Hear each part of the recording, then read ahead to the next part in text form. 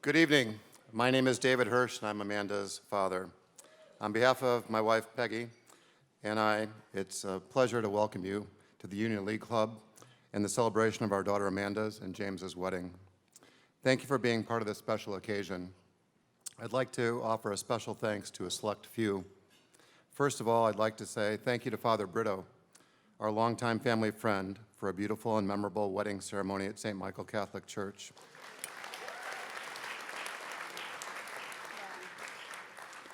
Your presence is truly a blessing and a gift. Next, I'd like to thank Beryl Stenvold Hirsch for making the journey. You definitely get the long distance award traveling from Tromsø, Norway. Beryl is my grandfather's third wife. They were married here in Chicago and lived in Tromsø for 16 years until his untimely death at age 91, 22 years ago. Beryl, thank you for being here.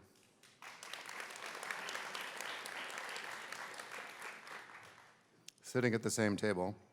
I'd also like to thank as well as recognize my old friend, Lawton Wilkerson. Wilk, as he is known, will soon be celebrating his 94th birthday.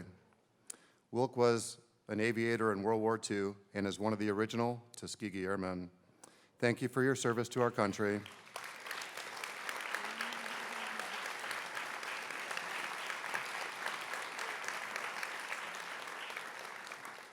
For being such a good family friend and being my wingman.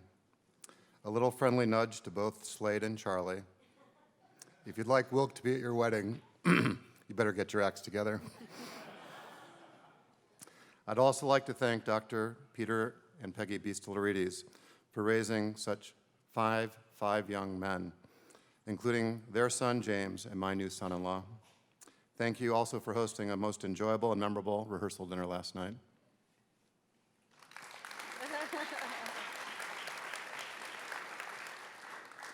Lastly, I'd like to thank those unable to join us, and especially the grandparents, James's and Amanda's grandparents unable to join us. They're looking down on you with great pride. I'd also like to share some thoughts about Amanda and James, then answer the question of why we're here, as well as offer a toast. So, what would you like to know about my daughter Amanda? To my beautiful daughter Amanda, who is known affectionately as Amanda, the favorite one. At least that's how she saved her name and number on her mom's iPhone. She's actually my favorite. Oldest of our three daughters. Amanda's journey started about 1 mile from here, March of 1991, at Prentice Women's Hospital. I'll spare you the details, but weighing in at 3 pounds, 9 ounces, Amanda was so impatient to meet her older brother, Dave, she decided to join the family about 8 weeks before her due date, which necessitated a couple of weeks in R&R in the NICU before she was strong enough to come home. While she got off to an early and precarious start, it took almost 2 years before she started walking or grew any hair. Since then, it seems like time has flown by as we went on to have 3 more kids, Emily, Charlie, and Addie. Some of you know we color-coded the kids. Dave was green, Amanda was yellow, Emily was pink, Charlie was blue, Addie was white. At least those were the colors of their blankies. You know those security blankets that some super young kids have when they're young. Our kids always had 2, so when one was in the wash, they wouldn't happen to go without. Just the other day, Amanda confided in me that she still had both yellow blankies, one in Detroit and one in Chicago. Sorry, I couldn't resist. Since those early days, the years seem to have flown by. I jumped from being the tooth fairy to the allowance fairy, and then boom, father of the bride. At some level, Amanda's has been a journey of firsts. Amanda is our first daughter and was the first to be involved in brownies, soccer, hockey, figure skating, and tennis.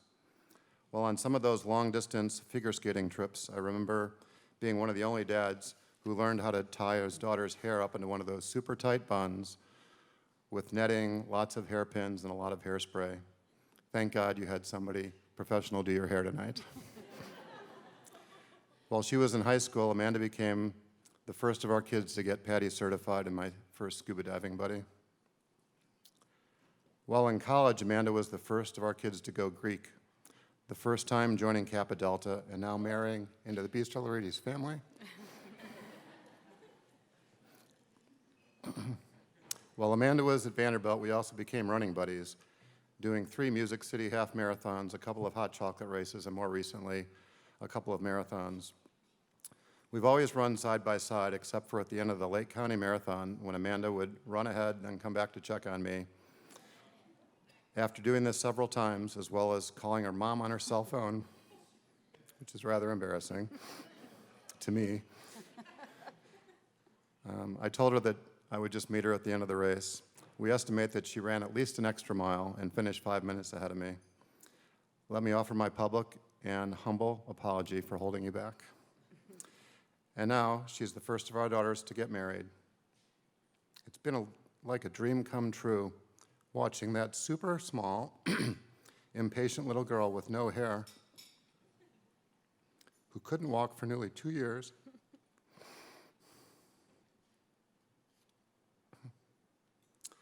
blossom into this smart, resilient, determined, fun-loving, adventuresome, and stunningly beautiful bride.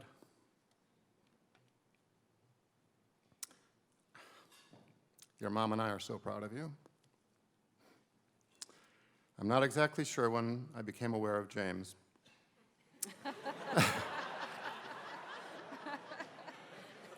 But I know it was while Amanda was working at Diagnostic Photonics and doing volunteer work at the University of Chicago. He seemed serious, career-focused, as well as noticeably patient with and attentive to Amanda. As we got to know James, it turns out he's actually very compassionate, sincere, and has a huge heart, especially for kids and his work as a pediatrician. I know James will provide the same level of care and devotion to you, and God willing, to your children someday. I will always fondly remember the nice handwritten thank you note James sent me and Peggy as a follow-up to a trip in Cayman where James got scuba certified. In that thank you note, James referenced an upcoming trip to Chicago and wanting to speak with me, and this is an exact quote, about the impending engagement of your daughter.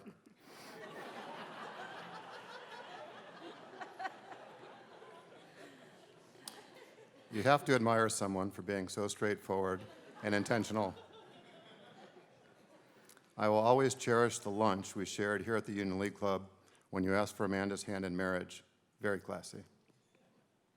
Incidentally, you didn't have to get scuba certified. I would have said yes anyway. So why are we here today? Simon Sinek famously inspired millions to find their why, in other words, their purpose.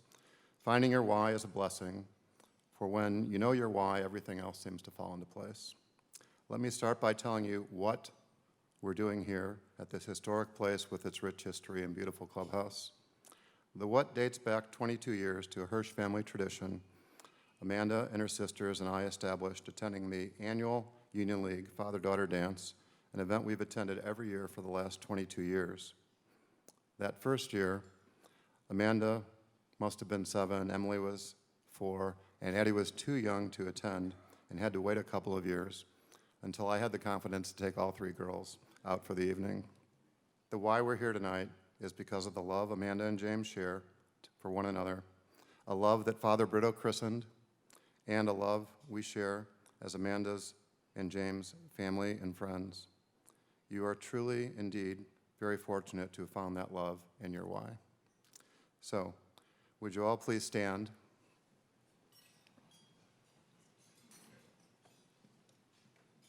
Raise your glasses and join me in a toast to Amanda and James.